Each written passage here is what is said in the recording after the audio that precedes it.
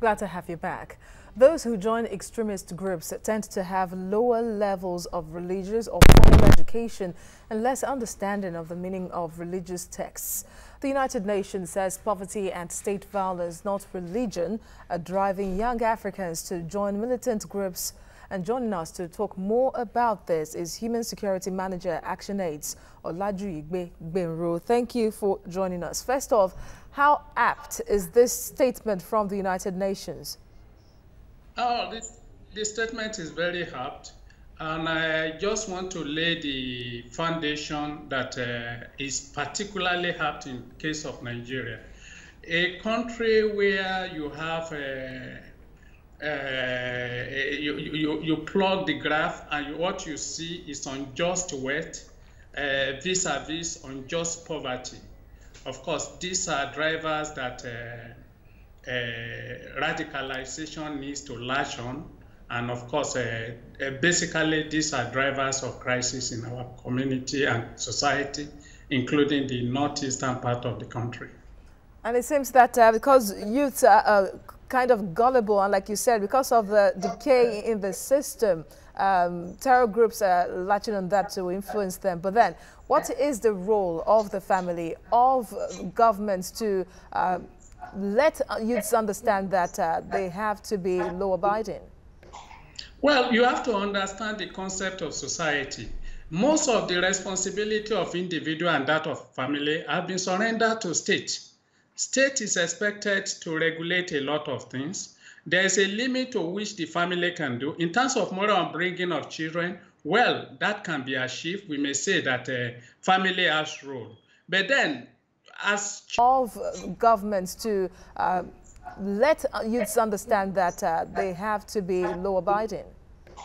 Well, you have to understand the concept of society. Most of the responsibility of individual and that of family have been surrendered to state. State is expected to regulate a lot of things.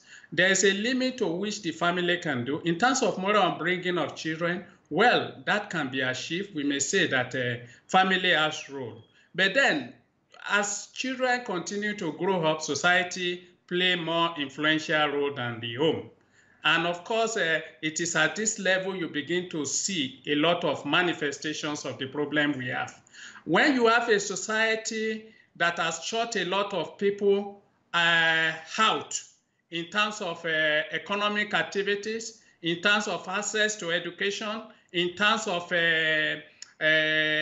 escaping to adulthood, you continue to see manifestation of violence and, of course, probability of those group of people, in this case, the youth, being susceptible to such violence.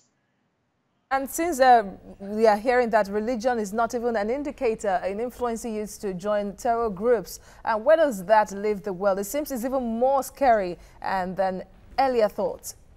I think we should understand the motivation for any crime. We should understand that for crime to happen in any society, there are things that must be there. And one, there will be motivation for such crime. For example, in our society, our unemployment is one of these motivation for crime. And of course, there will be opportunity for crime. And of course, the resources and tools to commit such crime. But what I'm trying to say is that a lot of, before you even talk of religious influence, which is a value side of conflict, let us understand the fact that the base of our crisis in Nigeria is laid by economic inequality. The inequality is palpable anywhere you get into Nigeria. You begin to wonder the difference between the gap between the rich and the poor. And of course, this oppression has felt on this loop. Exclusion has felt on this loop. And substantially, you find out that people are finding it difficult to actualize the purpose of their existence, to the extent that accessing basic needs of life are not there. It is this level that now provides opportunity for diversification into what you are describing, a religious-driven crisis, which is a sort of value-driven conflict.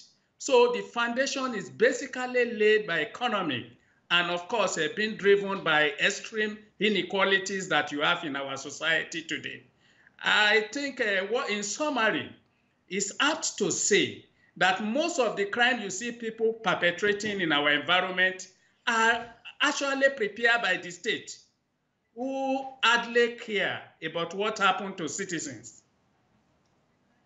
Bro, what are the options open now to the government, or what should the government do as a matter of urgency in checking this problem and, of course, stopping the radicalization of youth? There must be a contextual understanding of the problem, and this means that government should prepare to shift the paradigms of shifting from sort of national security to human security.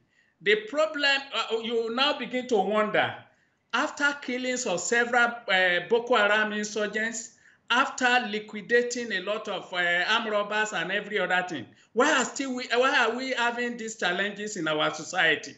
What I mean by shift in paradigm is that there is time that you need to recall and reflect on your response to a particular issue. In this case, is it bullet that we need or bread? How do government now tackle unemployment problems that is confronting majority of the young persons in Nigeria? How do you now government expand access to education? When I mean education in this respect, I'm talking of functional education. Education that could sustain livelihood of people, education that will make them to become active agents in society, education that will make society to shrink opportunity for social exclusion.